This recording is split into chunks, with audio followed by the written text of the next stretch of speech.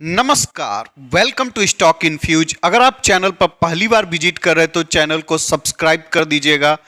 अगर वीडियो पसंद आता है तो वीडियो को लाइक कर दीजिएगा। दोस्तों, इस वीडियो में हम लोग मार्केट के कुछ इंपॉर्टेंट न्यूज को कवर करेंगे जो आने वाले समय में मार्केट का डायरेक्शन तय कर सकता है। साथ ही साथ हमारी इन्वेस्टमेंट की क्या स्ट्रेटजी हो सकती है, इसको भी हम लोग डिस्कस करेंगे। तो सबसे पहली न्यूज को देखें तो लास्ट ट्रेडिंग सेशन में आपको डाउ जोन्स में बड़ी गिरावट देखने को मिली थी। अगर गिरावट के प्रतिशत को देखें तो 1.62% की गिरावट देखने को मिली थी। अगर रुपीज को देखें तो रुपीज अपने ऑल टाइम लो पर ट्रेड कर रहा है। 81.26 रुपीज पर डॉलर पर ये जा चुका है। दोस्तों, जब भी आपको रुपये में डॉलर के अगेंस्ट गिरावट देखने को मिलेगी तो आपको एफआईआई मार्केट से सेलिंग करती हुई नजर आएगी। अगर लास्ट ट्रेडिंग सेशन को देखें तो एफआईआई ने 2899 करोड़ रुपीज का नेट सेलिंग किया था और डीआईआई की बात करें तो डीआईआई ने 299 करोड़ रुपीज का बाइंग किया था। दोस्तों, एक बहुत ही बड़े इकोनॉमिस्ट हैं जिनका नाम देख सकते हैं, रॉबिनी है। इनका कहना है कि आने वाले समय में आपको लॉन्ग और बहुत ही अगली रिसेशन देखने को मिल सकता है। साथ ही साथ इनका कहना है कि स्टॉक मार्केट में 40% तक की गिरावट देखने को मिल सकती है। अब दोस्तों, हम लोग इनके बातों पर भरोसा क्यों करें? तो ये वही इकोनॉमिस्ट हैं जिन्होंने 2008 में फाइनेंशियल क्राइसिस का प्रिडिक्शन किया था, जो कि बिल्कुल सही प्रिडिक्शन था। इनका कहना है 2022 के एंड तक यूएस में और ग्लोबली आपको रिसेशन देखने को मिल सकता है और ये रिसेशन 2023 तक लास्ट कर सकता है। इनका कहना है कि S&P 500 में 30% की मिनिमम गिरावट देखने को मिल सकती है और अगर मैक्सिमम गिरावट की बात करें तो ये 40% तक जा सकता है।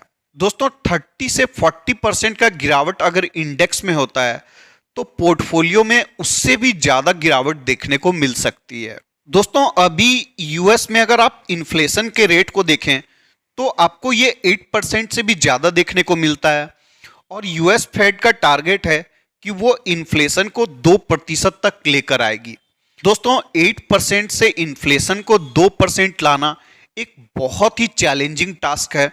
इसके लिए फेडरल रिजर्व को बहुत ही स्ट्रिक्ट एक्शंस लेने हो सकते हैं और जो कि लेती हुई भी दिखाई दे रही है। दोस्तों, अगर यूएस के लास्ट रेट हाइक को देखें तो उन्होंने 75 बेसिस पॉइंट से रेट को हाइक किया था। मार्केट भी एक्सपेक्ट कर रहा था कि 75 बेसिस पॉइंट से रेट हाइक हो सकता है और मार्केट ने 75 बेसिस पॉइंट के रेट हाइक को एब्जॉर्ब भी कर लिया था।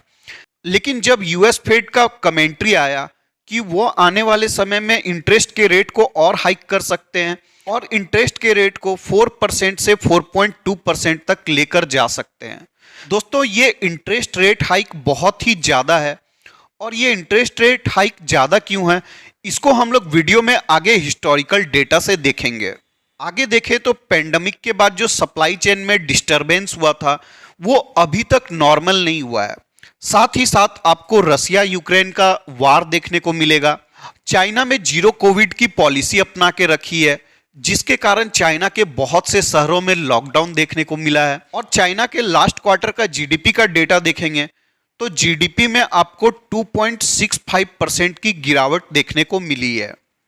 तो दोस्तों, दुनिया का दो सबसे बड़ा इकोनॉमी, एक है चाइना, एक है यूएस। अगर दोनों के इकोनॉमी में प्रॉब्लम देखने को मिलेगी तो दुनिया का दूसरा मार्केट भी जो है इससे अफेक्ट जरूर होगा। अब दोस्तों, यहां पर आप हिस्टोरिकल डेटा देखिए इंटरेस्ट के रेट का।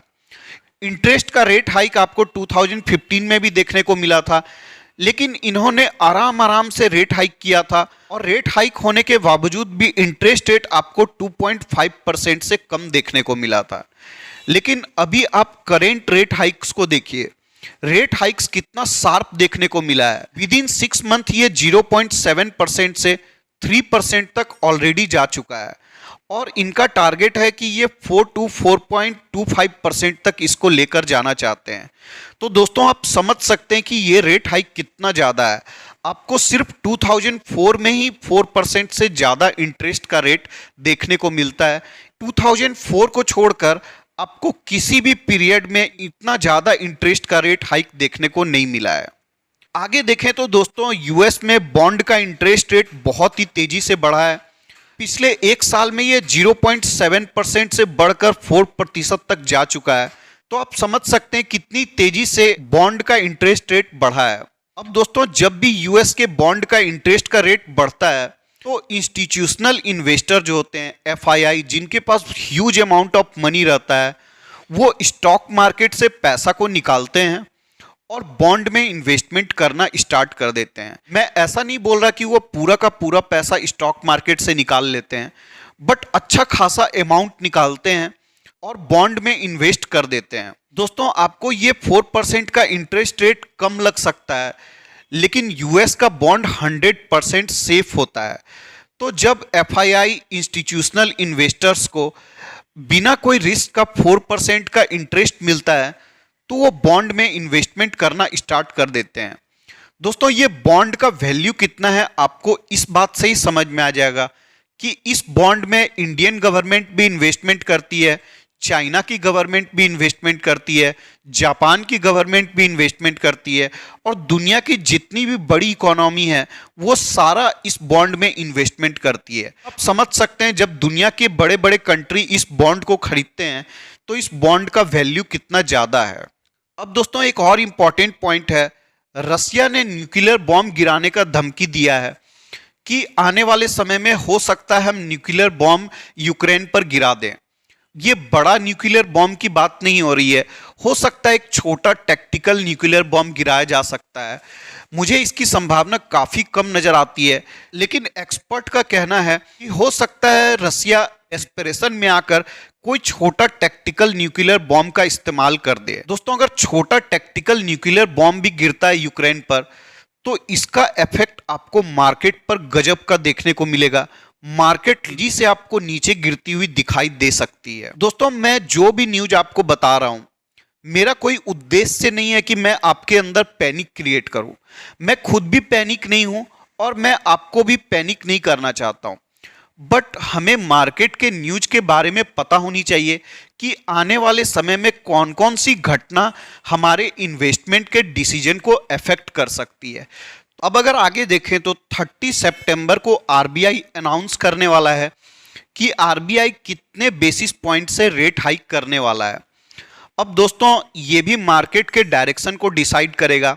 बहुत ज़्यादा एक्सपेक्टेशंस है कि मैक्सिमम 50 बेसिस पॉइंट से रेट को हाइक किया जा सकता है। अगर इतना तक रेट हाइक होता है तो मार्केट इसको आसानी से एब्जॉर्ब कर लेगा, लेकिन अगर इससे ज़्यादा रेट हाइक होता है तो मार्केट में आपको पैनिक देखने को मिल सकता है। लेकिन मैं अपना अगर पर्सनल ओपिनियन दूं तो मुझे नहीं लगता है कि 50 बेसिस पॉइंट से ज़्यादा रेट हाइक हो सकता है। अब दोस्तों ऐसे समय में हमें क्या करना चाहिए? हमने सारा न्यूज को कवर कर लिया, लेकिन हमारी इन्वेस्टमेंट की क्या स्ट्रेटजी होनी चाहिए? तो दोस्तों ऐसे समय में आपको ऐसे कंपनी से दूर रहना है जिसके ऊपर बहुत ज़्यादा कर्ज हो। इसका रीज़न है दोस्तों कि जब भी इंटरेस्ट का रेट हाइक होगा तो जो भी कंपनी के ऊपर बहुत ज़्यादा कर्ज होगा उनको डेट सर्विसिंग के लिए ज़्यादा पैसा खर्च करना होगा, जिससे उनके नेट प्रॉफिट पर असर देखने को मिलेगा। अब ऐसे समय में हमें कौन सी कंपनी में इन्वेस्ट करना चाहिए?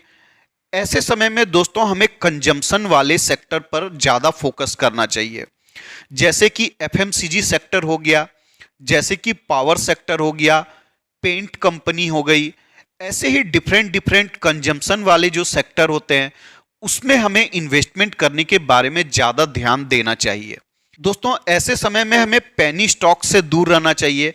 ऐसे तो हमेशा ही दूर रहना चाहिए, लेकिन जब भी मार्केट का सिचुएशन खराब होता है तो पेनी स्टॉक में बहुत ही अच्छी तरीक़ा से धुलाई होता है।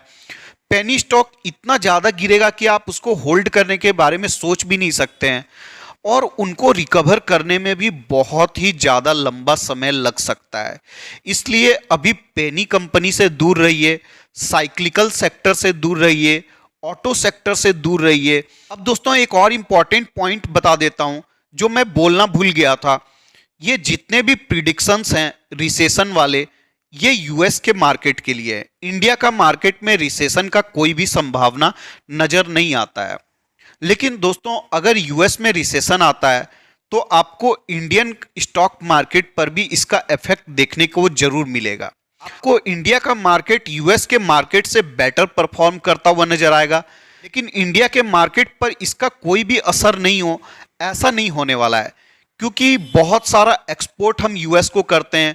बहुत सारी कंपनी है जो यूएस को एक्सपोर्ट करती है, जैसे आईटी कंपनी का मैक्सिमम रेवेन्यू यूएस से आता है, तो आपको आईटी कंपनी में असर देखने को मिल सकता है शॉर्ट टर्म में।